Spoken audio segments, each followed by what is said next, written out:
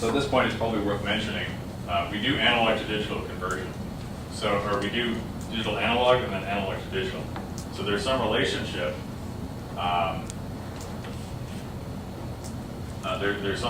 There's two times that have to be mentioned here. There is what we call symbol time, T, that is the amount of time allocated to, for now, let's say the amount of time allocated to each bit. So in other words, if I want to send, I showed you the modulator which generates the functions f0 and f1. That's basically the duration of those functions, f0 and f1.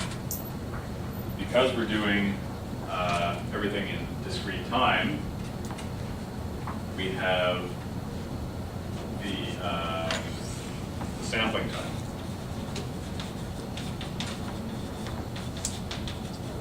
TS. That is obviously the amount of time.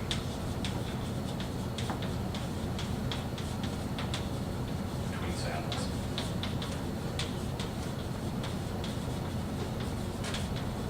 So last year you guys should have done signals and systems. Did you cover the sampling theorem? Should remember that.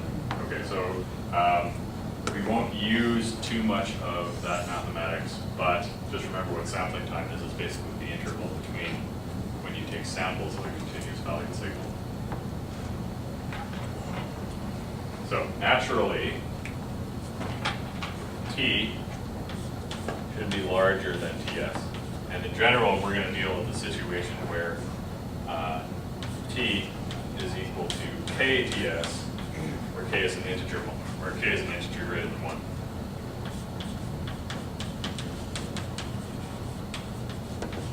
So for example, perhaps there are 50 samples per bit. So when I represent my waveform up to time capital T of a 0, let's call this f0k, it will contain 50 samples. Let's say they're all equal to 1. And so on. So that basically tells you how many samples there are per bit. That is this value k. So let's do a quick example just to see what's going on.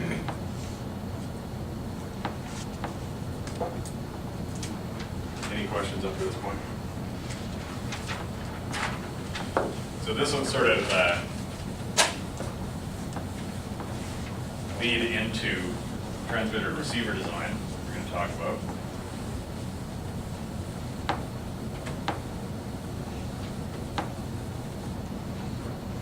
So example.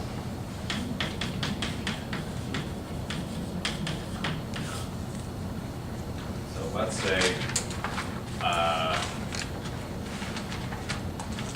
T, time per bit, is equal to 10 to the minus 4 seconds, and PS is equal to 10 to the minus 5 seconds. So how many samples per bit?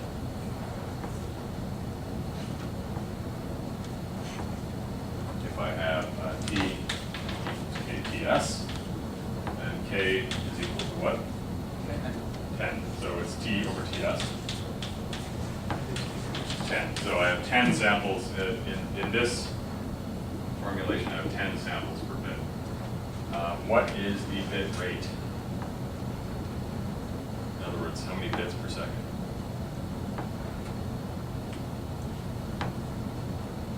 So if every 10 to the minus 4 seconds I send another bit, then I have 10 to the minus 4 seconds per bit. So how many bits per second? 1 over 10 is 4 minutes. 1 over 10 to the minus 4, which is what? It's 10 to the 4. So the bit rate var is 1 over capital T, which is 10 to the 4th. So 10 kilobits per second.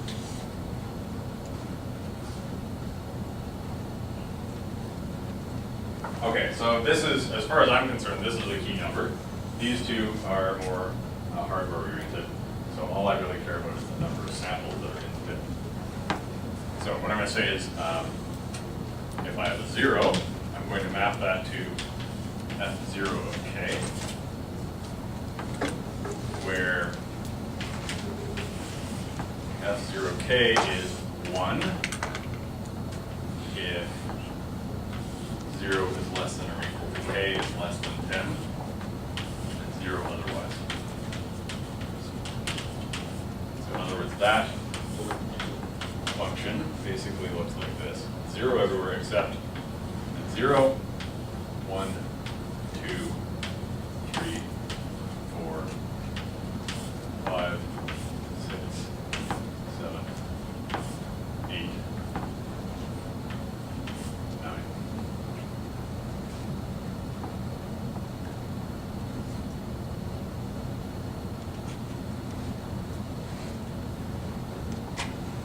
For 1,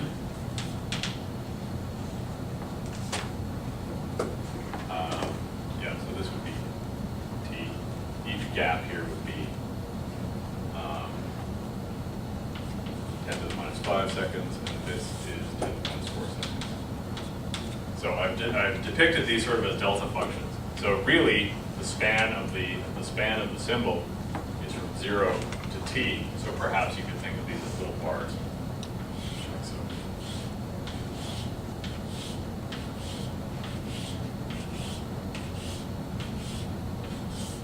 And that way, the symbol goes from all the way from 0 to t.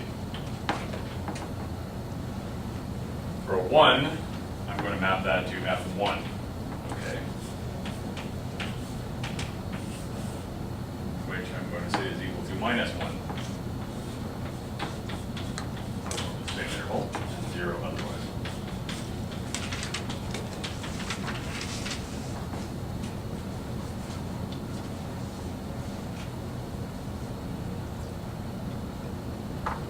So now we have this. By the way, this is plus 1. This is minus 1. 0, 1, 2, 3, 4, 5, 6, 7, 8, 9.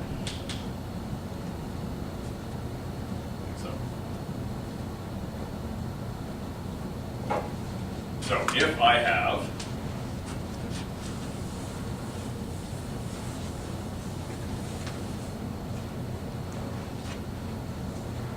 I have something like this, I want to modulate 0, 1, 0, 0, 1.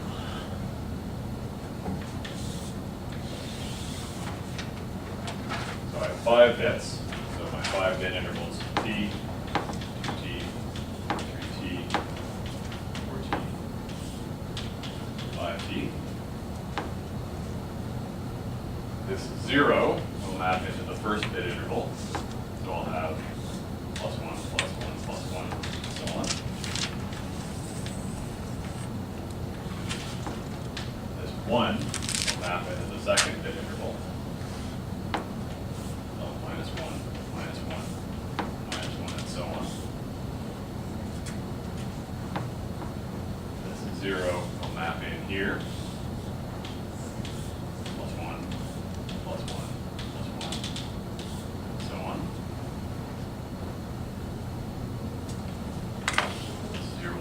Here.